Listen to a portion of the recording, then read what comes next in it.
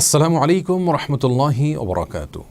আলহামদুলিল্লাহি ওয়াহদাহ ওয়াসসালাতু ওয়াসসালামু আলা মান লা নাবিয়্যা বা'দাহু আম্মা বা'দ।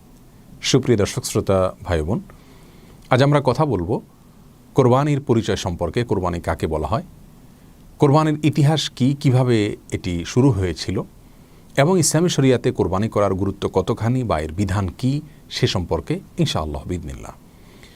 কোরবানি এই শব্দটি পাক ভারত মহাদেশে ত্যাগের অর্থে ব্যবহৃত হয়। আমরা যে পশু কোরবানি করে থাকি এর মাধ্যমে আমরা মূলত এক ধরনের ত্যাগ করে থাকি। আর এই কোরবানির গোড়ার যে ইতিহাস সেখানেও আমরা দেখতে পাই ইব্রাহিম আলাইহিস সালামের এক মহান বড় ত্যাগের বিষয় সেখানে ছিল।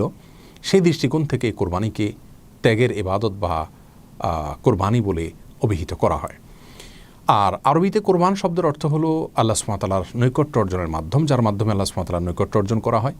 সূরা মায়েদার ২৭ নম্বর আয়াতে আল্লাহ সুবহানাহু ওয়া তাআলা বলেছেন ইয ক্বাররাবা কুরবানা, অর্থাৎ আদম আলাইহিস সালামের দুই ছেলে যখন আল্লাহ সুবহানাহু ওয়া তাআলার নৈকট্য অর্জন করার উদ্দেশ্যে কিছু সাদাকা বা দান পেশ করেছিলেন, সেই দানের উদ্দেশ্য ছিল আল্লাহ সুবহানাহু ওয়া তাআলার নৈকট্য অর্জন করা বা তাকাররুব, সেজন্য সেটাকে কোরবান বলা হয়।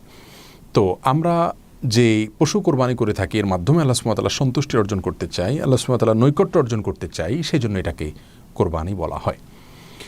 কোরবানির সূচনা হয়েছে ইব্রাহিম আলাইহিস সালাম থেকে। আমরা জানি আল্লাহ সুবহানাহু ওয়া তাআলা তাঁর সন্তানকে কোরবানি করার জন্য নির্দেশ করেছেন। স্বপ্নের মাধ্যমে নবীদের স্বপ্ন ওহী হয়ে থাকে। তিনি নিজের মনের বিরুদ্ধে, প্রবৃত্তির বিরুদ্ধে সম্পূর্ণ কঠিন বরং মহাকঠিন একটি নির্দেশ আল্লাহ সুবহানাহু ওয়া তাআলার, এটি বাস্তবায়ন করার জন্য মানসিকভাবে প্রস্তুতি নিয়েছেন এবং পদক্ষেপ করেছেন। তার সন্তান পর্যন্ত আল্লাহ সুবহানাহু ওয়া তাআলার নির্দেশের সামনে নিজেকে পেশ করেছেন, সমর্পণ করেছেন। এরপর আল্লাহ সুবহানাহু ওয়া তাআলা তার সন্তানকে কোরবানি হতে দেননি, বরং সেখানে একটি দুম্বা কোরবানি করিয়েছেন, দুম্বাকে দিয়ে রূপান্তর এবং পরিবর্তন করেছেন এবং সন্তানকে বাঁচিয়ে দিয়েছেন। এরপর থেকে পশু কোরবানির এই বিধান আল্লাহ সুবহানাহু ওয়া তাআলার পক্ষ থেকে চলে আসে এবং এটা অব্যাহতভাবে থাকে। আমাদের প্রিয় নবী সাল্লাল্লাহু আলাইহি ওয়াসাল্লাম সহিহ বুখারীর বর্ণনা মতে একবার দুটি ভেড়া কোরবানি করেছিলেন। আর তিরমিজি বর্ণনা মতে তিনি মদিনায় যত বছর অবস্থান করেছেন প্রত্যেক বছর তিনি কোরবানি করেছেন।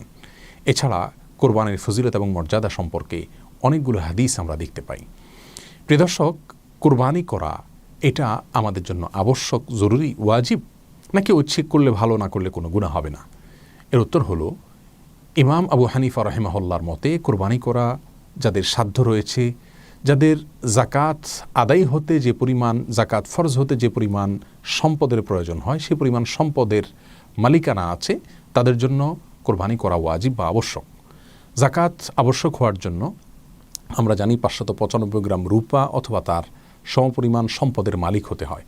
বাস এটুকু মালিকানা হলেই তার জন্য কোরবানি করা আবশ্যক এবং ওয়াজিব বলেন তিনি। যদিও সেই সম্পদ ১ বছর তার কাছে স্টে না করে, অবস্থান না করে। তাহলে জাকাত ওয়াজিব হতে হলে বা আবশ্যক হতে হলে যেই পরিমাণ সম্পদের প্রয়োজন হয় সেই পরিমাণ সম্পদের মালিকানা থাকলেই, কোরবানির সময় মালিকানা থাকলেই তার জন্য কোরবানি করা জরুরি বলেন ইমাম আবু হানিফা রাহিমাহুল্লাহ।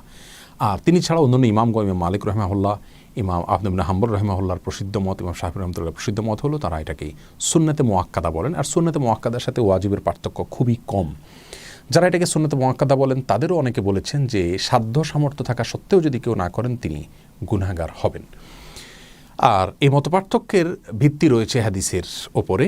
যারা সুন্নাহ বলে থাকেন তারা বলেন বিভিন্ন হাদিসে এটিকে মুসলমানদের সুন্নাহ, ইব্রাহিম আলাইহিস সালামের সুন্নাহ বলে অভিহিত করা হয়েছে। আর তাছাড়া সাহাবীদের কেউ কেউ কোরবানি করেননি এমন বিভিন্ন বর্ণনা পাওয়া যায়। এবং রাসূল করিম সাল্লাল্লাহু আলাইহি ওয়াসাল্লাম থেকে মুস্তাদরাক হাকিমের একটি বর্ণনা পাওয়া যায়, তিনি বলেছেন ৩টি বিষয় তোমাদের জন্য নফল কিন্তু আমার জন্য আবশ্যক।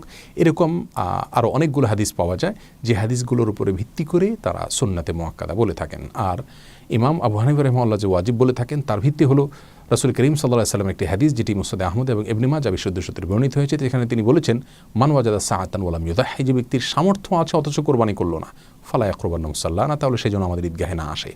এ ধরনের কথা আবশ্যক এবং ওয়াজিব ইবাদত ছাড়া রাসূল করিম সাল্লাল্লাহু আলাইহি ওয়াসাল্লাম সাধারণত বলেন না। অর্থাৎ তাকে সাবধান করছেন, সতর্ক করছেন, কঠোরভাবে বলছেন, তার মানে বিষয়টি আবশ্যক। যাই হোক, যাদের সামর্থ্য রয়েছে তার জন্য কোরবানি করা জরুরি এবং কোরবানি করা উচিত। যারা সুন্নতে মুআক্কাদা বলেন তারাও এটাকে খুব গুরুত্বের সাথে করার জন্য বলে থাকেন। আল্লাহ সুবহানাহু ওয়া তাআলা আমাদের সকলকে এই ইবাদতকে আল্লাহ সুবহানাহু ওয়া তাআলার সন্তুষ্টি অর্জনের জন্য, তার নৈকট্য অর্জনের জন্য যথাযথ উপায়ে করার তৌফিক দান করুন। আসসালামু আলাইকুম ওয়া রাহমাতুল্লাহ।